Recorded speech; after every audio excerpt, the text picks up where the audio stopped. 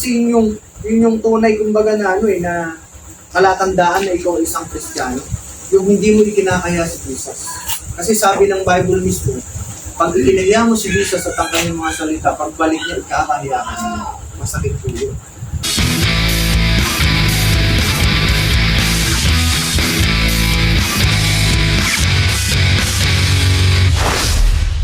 Ng Diyos. At panglima, ang isang Kristiyano ay hindi na kay Satanas, kundi kay Kristo na. Sabi doon sa Romans 10 verse 9 and 10, ang sabi po dito, sabi na sa salita ng Panginoon, kung ipahahayag ng yung labi na si Jesus ay Panginoon at kung puso kang sasampalataya na siya'y muling binuhay ng Diyos, maliligtas ka. Sapagkat sumasampalataya ang tao sa pamagitan ng kanyang puso at sa gayon ay pinapawalang sala ng Diyos. Nagpapahayag naman siya sa pamagitan ng kanyang labi at sa gayon ay naliligtas. Ang isang Kristiyano po ay hindi na kay Satanas kundi kay Kristo. May nais ipatotoo sa ginawa sa kanya ni Kristo, magpapatotoo siya sa loob ng kapilya at sa labas, maging sa mga kaibigan at pamangkin. Hindi tayo mahihiyan na halimbawa, ikaw, nanay, itong mga ginagawa natin na ito, hindi mo ito itatago, hindi mo ito sasalinin. Handa ka ito na ikwento sa iyong kapitbahay. Sa bahay namin may ginagawang gawain ng Panginoon, tara doon. Diba? Kasi yun yung tunay kumbaga na na palatandaan na ikaw isang Kristiyano. Yung hindi mo ikinakaya si Jesus. Kasi sabi ng Bible mismo, pag ikinaya mo si Jesus at ang kanyang mga salita, pagbalik niya, ikakahiya ka sa masakit po yun.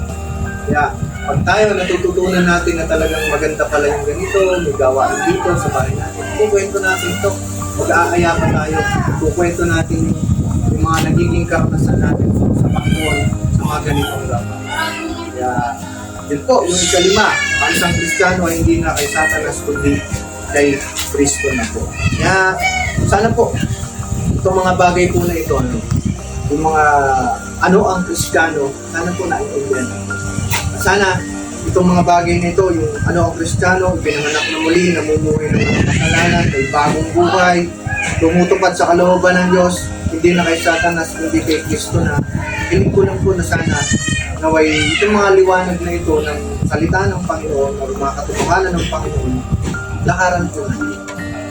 Upang sa ngayon, makapasok po tayo sa kaharian ng Panginoon. Sabi ko nga kanina, kailangan nating maging handa kasi hindi naman natin alam kung ano ang pwedeng mangyari mamaya o bukas o sa isang araw. Nakita niyo naman po, ang COVID-19 bigla na lang bumagsak sa atin, may lockdown biglaan po. Hindi natin alam kung saan marami na sa kinuhang buhay.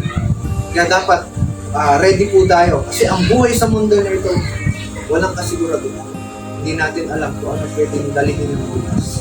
Kaya dapat po, lagi tayong handa. Itong mga ginagawa natin na ito, pag-aaral na ito ay paghahanda para tayo ay nakapasok sa araw. Kaya masana po, naunawaan po natin itong mga bagay na ito at tulungan tayo ng Panginoon na mas ipaintindi pa sa atin kung paano tayo mas lalakad sa kanyang kalooban upang sa gayon makasama natin siya sa kanyang palang. Diyos ang papuri, God bless po sa ating lahat.